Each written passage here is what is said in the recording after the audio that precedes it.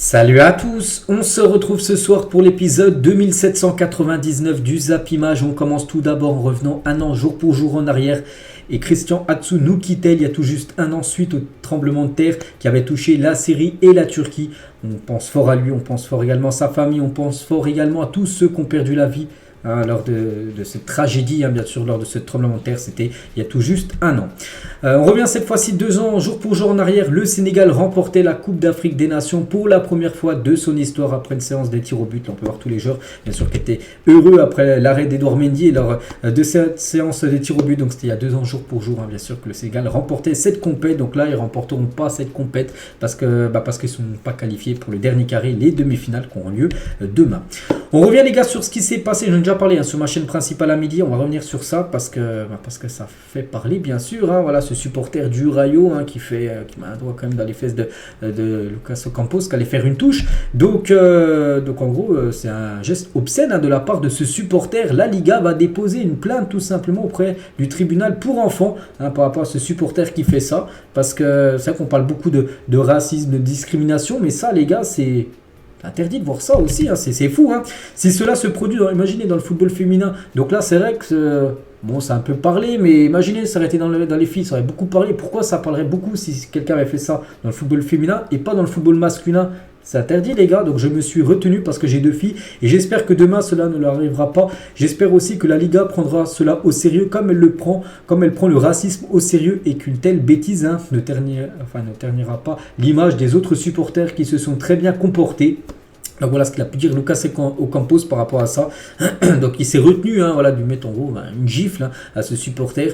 Donc voilà. Donc il va y avoir une enquête qui va être ouverte, une plainte va être déposée sur ce supporter du Rayo Vallecano.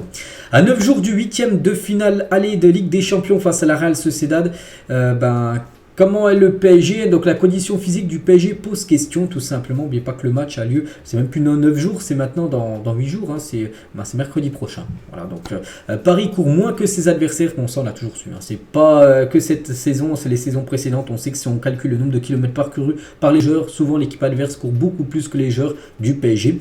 Désormais, le sujet interroge même en interne une gestion revendiquée par Luis Enrique parce que cette équipe de la Real Sociedad, attention, peut-être sur le papier, c'est peut-être un peu moins beau les joueurs qu'il y a là-bas, bien sûr, un peu moins prestigieux, mais eux vraiment ils vont se donner à fond. La Real Sociedad, ils viennent pas souvent en 8e de finale de Ligue des Champions, puis ils affrontent le PSG, ils vont recevoir au match retour. Et physiquement, je pense qu'ils sont beaucoup plus physiques que l'équipe du PSG. Ils courent tout le temps, eux ils sont partout. Attention les gars, à Paris, faut pas faire une mauvaise surprise parce que le PSG souvent il dit ouais, il y a des mauvais tirages, le Bayern, tout ça, le Real en 8e, là tu tapes la Real Sociedad, pour un coup t'es favori. Là, il ne va pas falloir échouer parce que là, sinon, ce serait une catastrophe de se faire éliminer en 8e.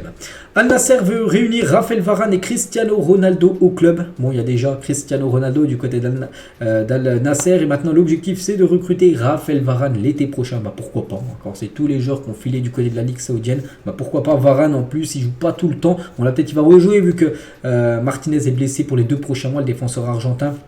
Donc voilà, concernant la situation de Varane et CR7. L'AC Milan n'a pas l'intention de vendre Raphaël Leao ou de faire des remises au PSG. C'est la clause libératoire ou rien. Le club et le joueur seraient très heureux de continuer ensemble. Après, la clause libératoire, elle est haute, 175 millions d'euros. Donc voilà, il n'y aura pas d'offre parce que c'est le PSG, tout ça. Non, si le PSG veut Leao, il va falloir débourser 175. J'espère que le PSG n'ira pas chercher Leao. Plutôt Osimhen, je préfère Osimhen pour Paris. Bon, après on verra ce qui va être décidé, bien sûr, ça sera pour l'été prochain. Juan Laporta rêve toujours de recruter Jürgen Klopp, on sait, c'est officiel, un club fin de saison, c'est fini du côté de Liverpool et des discussions ont déjà eu lieu il y a 2 ans, mais aucun accord avait été trouvé. Mais voilà, du côté du Barça, on rêve tout simplement d'une arrivée de Klopp. Après, ce que j'avais pu voir sur Klopp, c'est que là, il va arrêter avec Liverpool et qu'il allait prendre une année tranquille, donc voilà, c'est pour une année tranquille, c'est-à-dire qu'il ne pourra pas entraîner le FC Barcelone, mais on verra, peut-être il dit ça, et peut-être il aura un autre, peut-être il pensera, il dira quelque chose d'autre dans quelques mois, on ne sait pas, bien sûr, donc voilà. Du côté du Barça, on rêve de Laporta. Certaines des nouvelles recrues de Chelsea ont exprimé leur regret d'avoir signé de gros contrats à long terme, des contrats plus de 6-7 ans. Mais pas que maintenant, je crois en Angleterre, c'est officiel. Les contrats maintenant sont max 5 ans, comme en France, comme en Espagne. Tu ne peux plus faire des contrats de 10 ans, parce qu'il y a des fois, c'était des contrats de 9 ans, 8 ans. Voilà, c'est des contrats complètement fous. Et là, qui regrettent en gros d'avoir signé des contrats aussi long du côté de Chelsea, parce qu'en gros, pour être transféré, ça va être compliqué pour eux de quitter Chelsea. Bref, ils ne voient pas le grand projet qui leur a été vendu en premier lieu. C'est vrai, quand tu vois l'équipe qui est 11e actuellement, 11e de Première Ligue avec un mercato qui dépasse le milliard d'euros sur les 2 dernières années, c'est un flop total, cette équipe de Chelsea.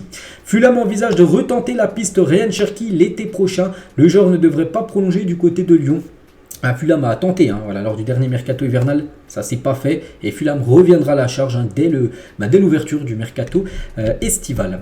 Souffrant d'une gêne à l'abdomen, le buteur star du Nigeria Victor Osimhen est incertain pour la demi-finale de la CAN demain face à l'Afrique du Sud demain soir. Donc ça, ce sera un gros coup dur, bien sûr, pour la sélection du Nigeria de ne pas avoir Victor Osimhen disponible. Pour l'instant, il est incertain. Je n'ai pas dit que c'était officiel. Pour l'instant, on ne sait pas. On verra demain. Une décision sera prise en gros quelques heures avant le coup d'envoi demain s'il pourra obtenir sa place ou non. Et toujours avec cette CAN, on va parler de ce joueur, les gars. Arthur Masuaku réalise une très grande compétition, une très grosse CAN, un des meilleurs joueurs de la compétition. Je crois que c'est un latéral gauche, si je ne me trompe pas, de la RDC. Demain, un match hyper important, je joue contre la Côte d'Ivoire, demain à 21h. Et voilà, c'est l'un des meilleurs joueurs comme de cette CAN. Vraiment, il est exceptionnel, ce joueur Masuaku. Les joueurs de l'OM vont rencontrer les groupes de supporters ce mardi après une réunion avec le staff et les dirigeants, qu'il y a eu hier, avec les dirigeants, tout ça. Aujourd'hui, c'est avec les supporters.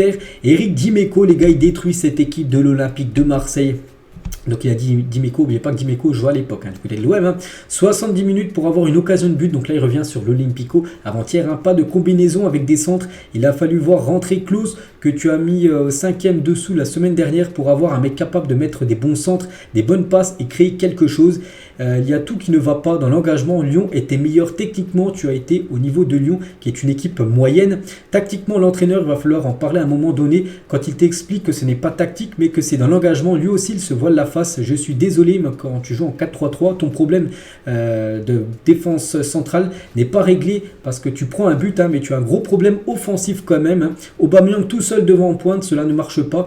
Et tes ailiers qui sont tout seuls en faisant des 1 contre 1, il n'y en a pas un qui est capable de dribbler et éliminer. On a un contre 1, son adversaire, Ndiaye, c'est Zébulon. Ils tourneront et le pauvre Luis Enrique, je ne vais pas taper sur lui parce qu'il ne devrait pas être là.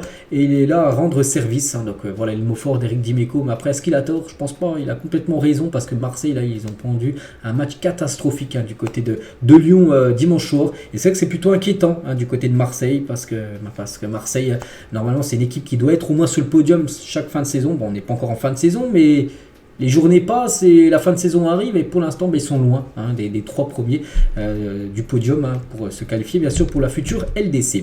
Officiel, le FC Nantes n'organisera pas le déplacement de ses supporters à Toulouse. Donc là, prochain déplacement de Nantes à Toulouse. Donc il n'y aura pas de trucs organisés, on va dire, par le FC Nantes.